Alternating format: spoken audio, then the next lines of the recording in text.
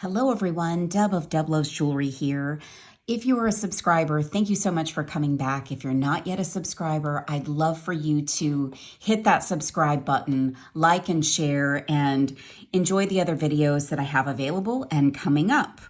So I'm just going to show you really quickly how I use my go-to finishing technique for necklaces. So I put together this necklace last week. It's a combination of African beads and pyrite beads and some spacer beads. And I just love how it came out. This is a really beautiful go-to statement piece. And what I typically do when I make a necklace is I don't finish it yet. So I put bead stoppers on both of my ends, and then I take a third bead stopper and put it over both ends, and then I hang the necklace up. I have a mannequin, a studio assistant, her name is Emma, and I hang my pieces on her, and I test for how the necklace will lay, whether or not it's the right length, whether or not things fall together correctly or the way that I want them to. And so once I'm happy with that, usually overnight, I then come back and I take off the third bead stopper, and then I'm going to start to work with closing off my ends. Now I have at the end of this necklace some very small beads. So I've got some seed beads and some very small metal beads that I'm going to be working with here. Now I may need to add a bead here to get my wire through, but let's see how this works out. I can show you how in real time I do that. So I've got some size 2 crimp tubes, and I am doing the corresponding color, metal color. And sometimes crimp tubes are not all the same size in the package. They're roughly the same size, but sometimes there's one or two that might be larger or smaller. So I always sort of take a look at them and make sure that I'm good with the ones I've selected. And I'm working on a wood surface today, so they're moving around. And then I use a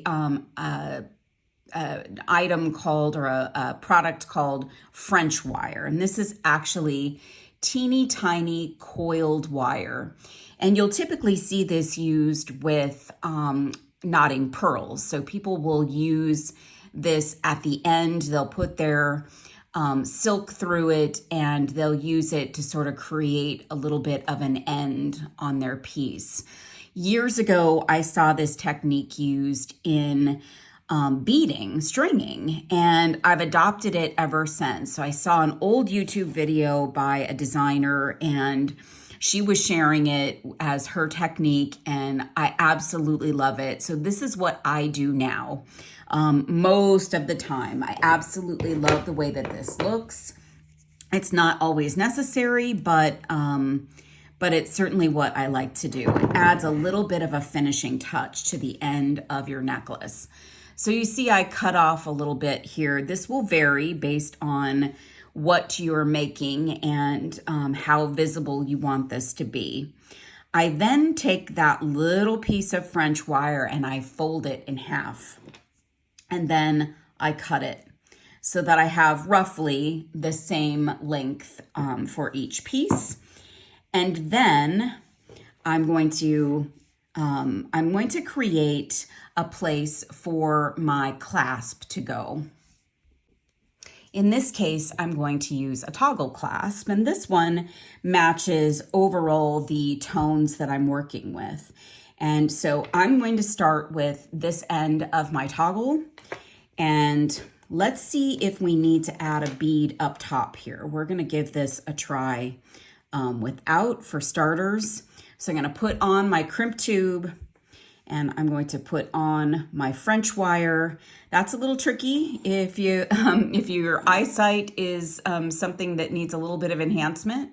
And it's hard to see this because I'm working with gold wire and gold pieces, but I'm sliding that French wire on. The French wire can go down into the crimp tubes and sometimes into beads. So I hold on to it to make sure it doesn't do that while I'm trying to finish this off. Now, before I add that I'm just going to test out to see if this end bead will support another pass of the beading wire, and it does, but it's really, really snug. So I'm going to pull off my crimp and my French wire, and I'm going to find a small bead to put there. So I've got a couple of small spacer beads, also kind of in the same vein, same color family of gold. And I'm going to go back and add this bead. So that's going to allow my wire and everything to pass through very nicely. And it's pretty large hold, so my crimp tube may nestle in there. So I'm just going to do my best not to let that happen. So put that wire on, that French wire on. So I've got all my ending pieces there. And then I'm going to take that half of my crimp or half of my clasp, and I'm going to push my crimp tube down, and notice that I'm letting my necklace just sort of be haphazard on my table. That's intentional. I'll show you some other things that I do before we finish it off. So I'm pushing my wire down through that little bead that we added, and I'm pulling the wire. And I want that French wire to pull around the loop in my toggle and go flush with my crimp tube, okay? And then I've got crimping pliers. I'm just going to come in and do the crimp process, just 1 and 2, and then just give it a little nudge. And you're going to want to make sure that your loop looks like this. It's got a curve to it. Then I take my wire, I pull that wire away from my piece, I grab cutters, and I snip off my excess wire. And now I've got one end of my piece finished. And that little bead up there just adds a nice touch. And that loop of French wire just adds a nice finished look to the necklace as well. So very intentional look to it. Now, I'm going to do the other side. And something that I want to always do is take my necklace and let gravity, I'm holding it off to the side here. It's hard to show this, but I'm holding up above the camera here the necklace so that all of the pieces will settle down and head towards this side of the necklace and all sort of fall together the way that they're intended. Now, you don't want to crimp while you've got your necklace in a straight line or tight. So once it's all gravitied, gravitied, is that a word? Gravitied, as it's all sort of situated where it's supposed to be, then I take my other bead stopper off, and I need to add my additional bead onto the end, onto the end of my wire, and add my crimp tube, and add my French wire. And it should just slide right on. And now I've got my other half of my toggle. Just gonna put that wire through the loop. And then I'm going to get my crimp in the right spot and get that French wire out of the way and take my wire through the crimp tube and through that bead. And then I do hold on to this, the toggle, and hold on to the wire and pull to get that to cinch up nicely. I pull again here and I hold on to my wire and all of the beads up here. And then I'm going to push my crimping pliers in there and get this guy crimped up. I always do one last little nudge, not too hard. There we go.